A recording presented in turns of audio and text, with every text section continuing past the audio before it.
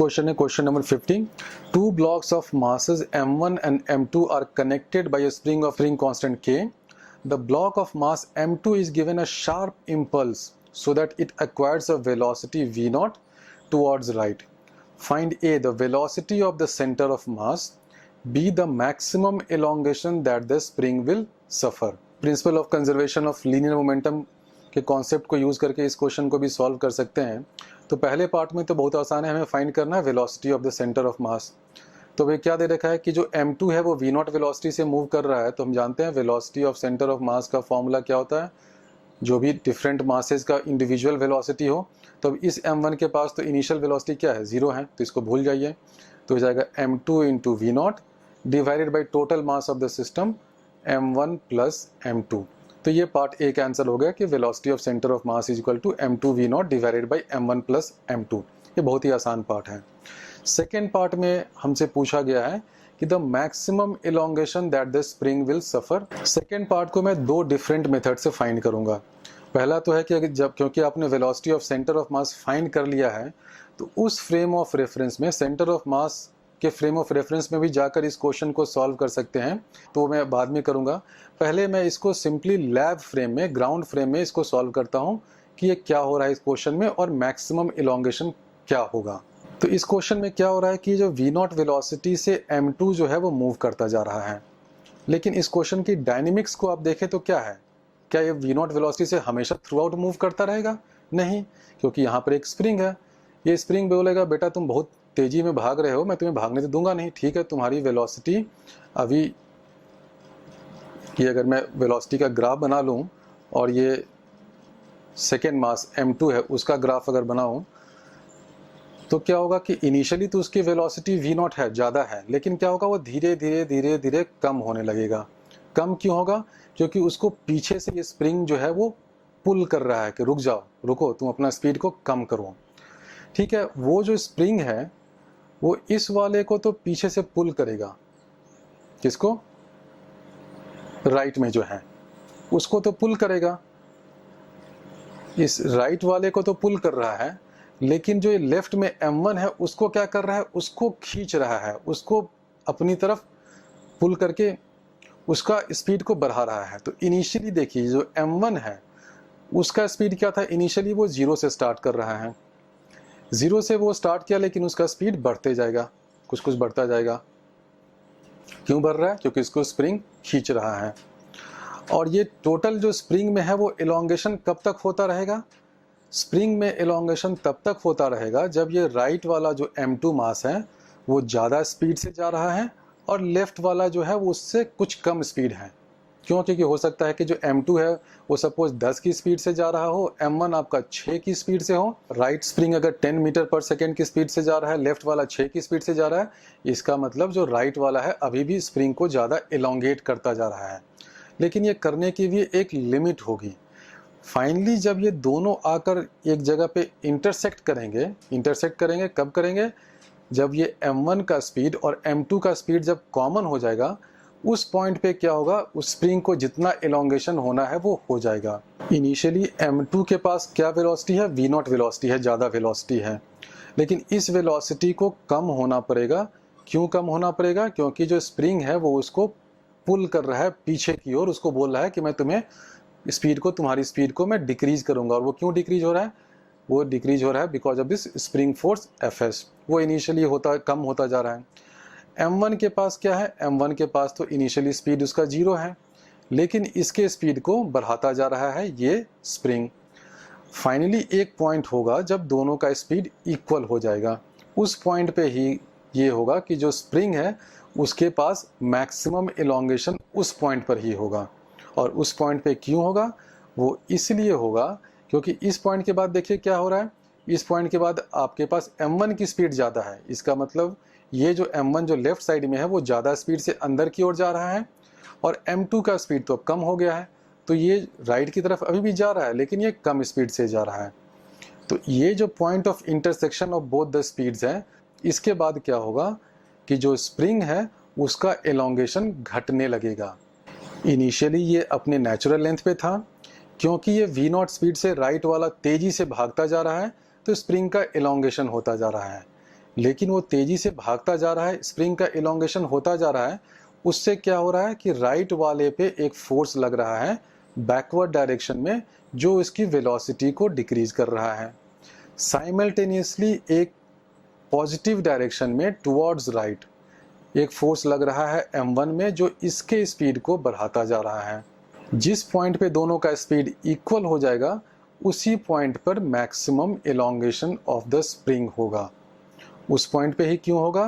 क्योंकि उस पॉइंट से पहले देखिए, अगर उस पॉइंट से पहले आपने कोई भी पॉइंट एक ले लिया, सपोज मैंने ये वाला लिया, तो यहाँ पे क्या है कि राइट वाला जो है वो ज़्यादा स्पीड से जा रहा है, लेफ्ट वाला कम स्पीड से जा रहा है। तो इससे क्या होगा कि स्प्रिंग जो है अभी भी मेरा एलोंगेट होता रहेगा। इस पॉइंट के बाद में जब हम लोग आएंगे तो स्प्रिंग का एलोंगेशन जो है वो घटता जाएगा। अब हम लोग इस कॉमन स्पीड या सेम स्पीड को फाइंड करते हैं, तो वो ऑब्वियसली सेम स्पीड क्या हो जाएगा। मैं इसको सेम इसलिए लिख रहा हूँ कि मैं कॉमन इसलिए नहीं लिखना चाहता हूँ, कॉमन लिखूंगा तो COMM आएगा, तो कुछ लोगों के सेंटर ऑफ मास से कंफ्यूजन होगा, इसलिए मैं इसको कॉमन नहीं लिख रहा हूँ, सेम लिख रहा हूँ। तो सेम स्पीड क्या होगा, इसको भी आप फाइंड कर सकते हैं principle of conservation of linear momentum से। इस सेम स्पीड की वैल्यू फाइंड करने के लिए मैं लिख सकता हूँ m1 plus m2 into v same, जो भी है इसकी वैल्यू मुझे फाइंड करनी है। अब ये principle of conservation of linear momentum से आएगा कि इस पॉइंट पे भी क्या है, लीनियर मोमेंटम तो कंजर्व है, तो this will be equal to m2 into v0, क्योंकि इनिशियली ये वो इनिशियल लीनियर मोमेंटम था इन पॉजिटिव x डायरेक्शन। तो इससे मैं v सेम की वैल्यू फाइंड कर सकता हूँ। v सेम की वैल्यू आ जाएगी m2 v0 divided by m1 plus m2। अब ये वेलोसिटी तो आ गई, लेकिन मुझे फाइंड करना था कि कितना मैक्सिमम इलोंगेशन हुआ। तो इसमें अब आप conservation of total energy use करिए। इस पूरे स्प्रिंग मास सिस्टम में इनिशियली क्या था, स्प्रिंग तो बिल्कुल ही नेचुरल लेंथ में था, तो उसके पास अपना पोटेंशियल एनर्जी जो स्प्रिंग का था वो तो जीरो था, तो उसको मैं जीरो लिख देता हूँ। प्लस क्या था, हाफ m2 v0 स्क्वायर, ये था kinetic energy of the second m2 mass. This will be equal to, अब जब ये मैक्सिमम इलोंगेशन पर आ गया तो वो क्या है, हाफ टाइम्स k x, जो मुझे मैक्सिमम इलोंगेशन की वैल्यू फाइंड करनी है, x square plus half times m plus m, क्योंकि जब ये v सेम हो गया तो पूरा जो m प्लस m मास है वो इस v सेम वाले वेलोसिटी से मूव कर रहा है। तो कंजर्वेशन ऑफ एनर्जी से मैं लिख सकता हूँ half m2 v0 square is equal to half k x square plus half m plus m v same whole square. अब इससे आपको x स्क्वायर की वैल्यू फाइंड करना बहुत आसान है। तो इस क्वेश्चन को सॉल्व करने में ये दो की स्टेप था। पहले आपको ये फाइंड करना था कि जब वो मैक्सिमम इलोंगेशन हो जाएगा उस टाइम पर m1 और m2 जो है वो किस स्पीड से मूव करेंगे। वो दोनों सेम स्पीड से, सेम वेलोसिटी से मूव करेंगे, तभी वो मैक्सिमम इलोंगेशन होगा। उस सेम स्पीड को हमने फाइंड कर लिया using conservation of linear momentum. जब हमने इस सेम स्पीड को फाइंड कर लिया तो उसके बाद कंजर्वेशन ऑफ एनर्जी लगाते हुए इनिशियल काइनेटिक एनर्जी ये था half m2 v0 square, final energy at the point of maximum elongation क्या हो जाएगा, half kx square plus half capital M plus m v same whole square. अब इसमें आप v सेम की वैल्यू यहाँ से सब्स्टिट्यूट कर दें तो आपको x स्क्वायर की वैल्यू आ जाएगी। इसको सॉल्व करेंगे तो आएगा kx square is equal to m1 m2 v0 square divided by m1 plus m2। तो इससे x की वैल्यू आ जाएगी root under m1 m2 by k times m1 plus m2 into v0। तो यहाँ से तो इस स्टेप से इस स्टेप आना सिंपल अलजेब्रा है। इस स्टेप से ये भी ध्यान दीजिए कि जो x की वैल्यू है वो m1 और m2 में सिमेट्रिकल है। इसका मतलब ये हुआ कि इस क्वेश्चन में हमें क्या दे रखा था कि जो m2 मास है उसको हमने v0 इम्पल्स दिया, तो हमें मैक्सिमम इलोंगेशन फाइंड करने को पूछा है। अगर m2 के बदले इस क्वेश्चन में m1 मास को भी अगर v0 इम्पल्स देते इन लेफ्ट डायरेक्शन तो भी आंसर जो है मैक्सिमम इलोंगेशन का यही आता। तो अभी तो मैंने इस क्वेश्चन को इस मेथड से फाइंड किया कि m1 और m2 का मैक्सिमम इलोंगेशन वाले पॉइंट पर सेम वेलोसिटी होगा और वो वेलोसिटी क्या होगा। इस क्वेश्चन में क्योंकि पार्ट ए में मुझे सेंटर ऑफ मास की वेलोसिटी फाइंड करनी थी, तो इस क्वेश्चन को आप सेंटर ऑफ मास के फ्रेम में भी जाकर अगर फाइंड करें तो उससे भी आप इसको सॉल्व कर सकते हैं। इसी क्वेश्चन को अब मैं दूसरे मेथड से सॉल्व करता हूँ, सेंटर ऑफ मास के फ्रेम ऑफ रेफरेंस में जाके। तो फर्स्ट पार्ट में मैंने फाइंड तो कर लिया था कि वेलोसिटी ऑफ सेंटर ऑफ मास क्या था, वो था m2 v0 divided by m1 plus m2। तो अब अगर आप सेंटर ऑफ मास के फ्रेम में चले जाएंगे तो इन दोनों का मोशन कैसा दिखेगा। तो अब मैं फाइंड करता हूं कि सेंटर ऑफ मास के फ्रेम ऑफ रेफरेंस में ये जो m2 है और ये जो m1 है इसकी क्या वेलोसिटी होगी। तो velocity m2 in centre of mass frame में v2 प्राइम लिखता हूं, यहाँ v1 प्राइम लिखता हूं। और ये एक बहुत ही स्टैंडर्ड नोटेशन है कि जब भी आपको सेंटर ऑफ मास के फ्रेम ऑफ रेफरेंस में वेलोसिटी फाइंड करना हो तो उसको मैं प्राइम से डिनोट कर देता हूँ। ये जो v2 प्राइम है, v1 प्राइम है, this means that now I am calculating my velocity और speed in centre of mass frame of reference. तो क्योंकि centre of mass m2 v0 by m1 m1 plus m2 speed से जा रहा था तो v2 प्राइम हो जाएगा v2 minus m2 v0 divided by m1 plus m2। इसको मैं जब सॉल्व करूंगा तो ये आ जाएगा m1 v0 divided by m1 plus m2। Similarly मैं v1 प्राइम फाइंड करता हूं तो वो क्या है कि इनिशियली इसकी स्पीड तो जीरो है, v1 की स्पीड जीरो है और ये सेंटर ऑफ मास जो है वो टुवर्ड्स राइट मूव कर रहा है इस डायरेक्शन में vcm से। तो ये हो जाएगा zero minus this velocity of centre of mass m2 v0 divided by m1 plus m2। तो इसका आंसर आ जाएगा minus m2 v0 divided by m1 plus m2। तो centre of mass frame of reference से मैं देखता हूं तो क्या दिखता है मुझे कि v2 प्राइम की जो वेलोसिटी है वो m1 v0 by m1 plus m2 है और ये पॉजिटिव डायरेक्शन में है, इस डायरेक्शन में है। v1 प्राइम जो v1 की वेलोसिटी है वो क्या है, minus m2 v0 by m1 plus m2 है, वो इस डायरेक्शन में है। तो centre of mass frame of reference में क्या हो रहा है, जो m2 है वो इस तरफ जा रहा है और m1 है वो इस तरफ जा रहा है। तो जब मैं सेंटर ऑफ मास में बैठ जाता हूं तो क्या दिख रहा है मुझे, m2 और m1 दोनों एक दूसरे से दूर जा रहे हैं। m2 जो है वो राइट की तरफ जा रहा है, m1 जो है वो लेफ्ट की तरफ जा रहा है। और दूसरी खास बात आप ये भी देखिए, v2 प्राइम जो है वो m1 v0 बाई इस स्पीड से है, v1 प्राइम जो है minus m2 v0 by m1 plus m2 है। तो अगर आप इसको मल्टीप्लाई करेंगे तो m2 v2 prime plus m1 v1 prime ये ज़ीरो हो जाएगा। इसको मैं m2 से करूं और इसको m1 से करूं तो ये दोनों को ऐड करने पे फाइनली ज़ीरो होगा। और ये ज़ीरो होना ही है, वो इसलिए होना है कि जब भी आप सेंटर ऑफ मास के फ्रेम ऑफ रेफरेंस में आ जाते हैं तो आपके पूरे सिस्टम का जो टोटल मोमेंटम है वो ज़ीरो हो जाएगा। वो क्यों होगा, आप ध्यान से सोचिए। आप सेंटर ऑफ मास के फ्रेम ऑफ रेफरेंस में काम कर रहे हैं, आपके पास दो मास है, m1 है m2 है, दोनों के बीच में स्प्रिंग है या और भी कुछ इंटरनल फोर्स हो रहा है, अजीब अजीब तरह के डायनेमिक्स हो रहे हैं, कुछ भी होता रहे, क्योंकि मैं सेंटर ऑफ मास के फ्रेम ऑफ रेफरेंस में हूँ तो इन सारी बॉडीज़ का, m1 का, m2 का, अगर कोई तीसरा m3 होता उसका, तीनों का अगर मैं मोमेंटम फाइंड करता तो तीनों के मोमेंटम को ऐड करने पे मुझे आंसर जीरो आता है। इस क्वेश्चन में तो लिटरली मैंने v2 प्राइम और v1 प्राइम की वैल्यू फाइंड करके दिखाई है, लेकिन इसको आप वैसे भी समझ सकते हैं कि p टोटल या p linear momentum of the system in any frame of reference क्या होता है, p is equal to capital M, where capital M is the total mass of the system into velocity of centre of mass. ये एक standard formula है, सभी लोग जानते होंगे। Linear momentum of the system in any frame of reference is equal to capital M into velocity of centre of mass in that frame of reference. अब अभी हमारा फ्रेम ऑफ रेफरेंस क्या है, ये सेंटर ऑफ मास ही है। तो centre of mass he frame of reference अगर है तो अपने ही फ्रेम में सेंटर ऑफ मास की वेलोसिटी क्या होगी, जीरो होगी। इसका मतलब उसका लीनियर मोमेंटम जीरो होगा। अब ध्यान से इस कॉन्सेप्ट को समझिए, किसी भी बॉडी का अपने फ्रेम ऑफ रेफरेंस में उसका स्पीड जीरो होता है, उसकी वेलोसिटी जीरो होती है। अगर आप एरोप्लेन पे बैठे हुए हैं, एरोप्लेन 1000 किलोमीटर पर आवर की स्पीड से जा रहा है, लेकिन अपने फ्रेम ऑफ रेफरेंस में, क्योंकि आपका जो फ्रेम ऑफ रेफरेंस भी है आपकी बॉडी से अटैच्ड है, उस फ्रेम ऑफ रेफरेंस में आपका वेलोसिटी तो जीरो है। आप एक कार में जा रहे हैं, कार जो है वो 100 किलोमीटर पर आवर की स्पीड से जा रहा है, लेकिन अगर आपका फ्रेम ऑफ रेफरेंस उस कार के साथ ही अटैच्ड है तो कार का वेलोसिटी क्या है, वो तो ज़ीरो है।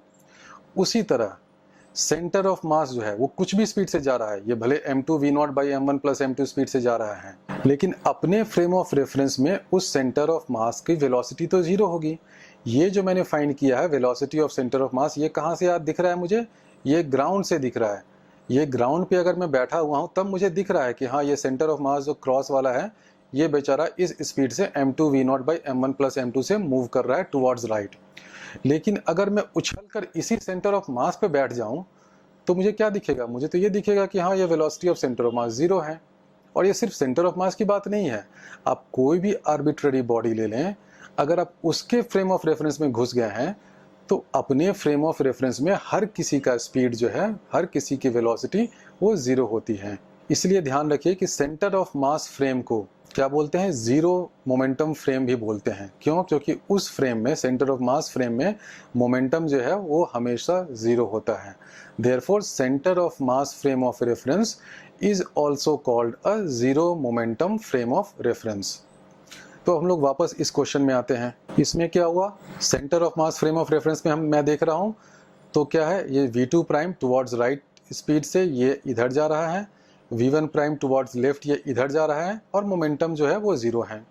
फाइनली जब मैक्सिमम एलोंगेशन हो जाएगा तो क्या होगा? अब इनिशियली देखिए क्या है, जब ये स्प्रिंग नेचुरल लेंथ में है तो m1 के पास भी कुछ काइनेटिक एनर्जी आ गई है क्योंकि ये सेंटर ऑफ मास फ्रेम में है। इस v2 प्राइम के पास भी कुछ काइनेटिक एनर्जी आ गई है क्योंकि ये भी, इसके पास तो वेलोसिटी था ही, और जो स्प्रिंग पोटेंशियल एनर्जी है वो जीरो है। लेकिन जब ये फाइनल एलोंगेशन हो जाएगा तो फाइनल एलोंगेशन में क्या होना पड़ेगा? इस m1 और इस m2 को मोमेंटरली रेस्ट में आना पड़ेगा क्योंकि अब फाइनली पूरा एलोंगेशन जितना हो सकता था उतना हो गया। तो जब मैक्सिमम एलोंगेशन होगा तो क्या होगा? उस पॉइंट पे m1 यहाँ रहेगा, स्प्रिंग एलोंगेट हो गया, m2 यहाँ पर आ गया, और इसकी भी वेलोसिटी जीरो हो गई, इसकी भी वेलोसिटी जीरो हो गई, और ये सब कुछ मैं देख रहा हूँ centre of mass frame of reference से। तो ये दोनों की वेलोसिटी जीरो हो जाएगी क्योंकि centre of mass frame of reference में क्या है, ये वाला जो है वो टुवर्ड्स राइट जा रहा है, ये वाला लेफ्ट जा रहा है, लेकिन टोटल लीनियर मोमेंटम जीरो है। टोटल लीनियर मोमेंटम जीरो होना है, और तो फाइनल स्टेज में क्या होगा? धीरे धीरे वेलोसिटी इस v1 प्राइम जो है वो घटता जाएगा, घटकर जीरो हो जाएगा, v2 प्राइम है वो घटते हुए जीरो हो जाएगा। अब आप इस स्टेज, जो इनिशियल स्टेज था और ये फाइनल स्टेज, दोनों में कंजर्वेशन ऑफ एनर्जी लगाएं। तो इस स्टेज में जब मोशन इनिशियली स्टार्ट हुआ तो उसके पास क्या है? पोटेंशियल एनर्जी तो जीरो है क्योंकि स्प्रिंग जो है वो नेचुरल लेंथ में है, लेकिन काइनेटिक एनर्जी यहाँ पर कुछ है, और वो काइनेटिक एनर्जी क्या है? Initial kinetic energy in the centre of mass frame of reference. तो वो क्या होगा? अब सोचिए क्या होगा। हमारे पास वेलोसिटी मालूम है, v2 प्राइम मालूम है centre of mass frame of reference में, v1 प्राइम मालूम है, मुझे एनर्जी फाइंड करनी है तो मैं फाइंड कर सकता हूँ। कुछ स्टूडेंट्स यहाँ पर क्या कंफ्यूज करते हैं क्योंकि वो सोचते हैं कि सारा कुछ centre of mass frame of reference में हो रहा है, और उनसे कोई पूछता है कि बताओ यहाँ पर अब काइनेटिक एनर्जी क्या होगा, तो वो क्या कर देते हैं? Half into m plus m velocity of centre of मास जो हमने पहले निकाला था उसका स्क्वायर कर देते हैं, और ये गलत होता है। ध्यान रखिए ये गलत क्यों होगा? क्योंकि आप सेंटर ऑफ मास फ्रेम में काम कर रहे हैं तो पहली बात तो ये वेलोसिटी ऑफ सेंटर ऑफ मास उस फ्रेम में जीरो हो जाता है, तो आप काइनेटिक एनर्जी निकालेंगे तो वो जीरो आएगा जो है नहीं। तो आपसे जब पूछा जाए कि इस फ्रेम ऑफ रेफरेंस में जब यहाँ पर ये दोनों v1 प्राइम इधर जा रहा है, v2 प्राइम इधर जा रहा है, वहाँ पर टोटल काइनेटिक एनर्जी क्या है? तो वो क्या होगा? वो होगा half m2 v2 prime square, और v2 की वैल्यू मैं यहाँ से निकाल लूँगा, plus half m1 v1 prime square, और v1 प्राइम की वैल्यू यहाँ से, v2 प्राइम की वैल्यू यहाँ से। तो ये है इनिशियल काइनेटिक एनर्जी जो इनिशियली था मोशन के स्टार्ट होने पे। ऑब्वियसली ये ठीक है कि ये सेंटर ऑफ मास फ्रेम में ही है, लेकिन इनिशियली जो था ये मेरा काइनेटिक एनर्जी था जब ये मोशन स्टार्ट हो रहा था। जब ये फाइनली हो गया मोशन, इसका मतलब जब मैक्सिमम एलोंगेशन जितना हो सकता था हो गया, उस पॉइंट पे काइनेटिक एनर्जी क्या है? Kinetic energy final is equal to zero. तो इसका मतलब ये जो सारा का सारा काइनेटिक एनर्जी है, this will be converted into equal to half times kx square, जो भी मैक्सिमम एलोंगेशन है।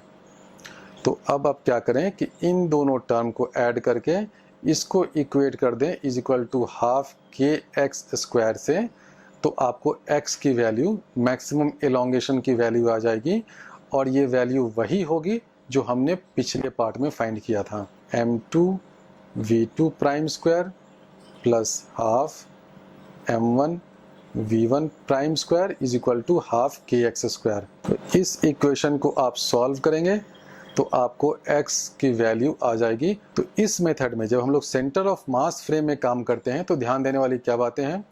सेंटर ऑफ मास फ्रेम में जब मैं हमेशा काम करूंगा, कितनी भी बॉडीज हो, 2 हो या 2000 बॉडीज हो, उसका जो मोमेंटम होता है, total momentum in centre of mass frame वो 0 होता है। तो ये इनिशियली है जब मोशन स्टार्ट हुआ, और जब मोशन स्टार्ट हुआ तो सारा कुछ जो एनर्जी था वो काइनेटिक एनर्जी था। तो इनिशियली जब मोशन स्टार्ट हुआ तो m2 के पास ये काइनेटिक एनर्जी है, m1 के पास ये काइनेटिक एनर्जी है, दोनों को हमने ऐड कर दिया।